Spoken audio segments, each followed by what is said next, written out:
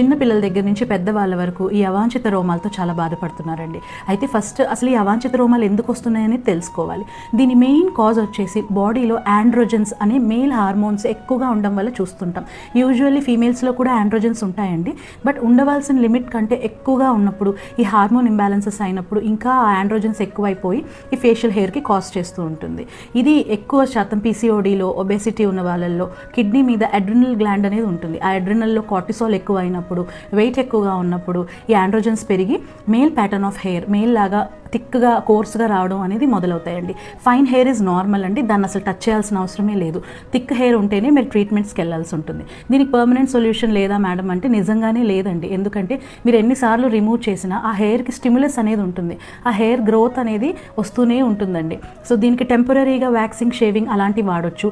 But thick hair ఉన్న వాళ్ళకి waxing, shaving చేసినా, థ్రెడ్డింగ్ చేసినా మళ్ళీ ఎక్కువ వస్తాయండి.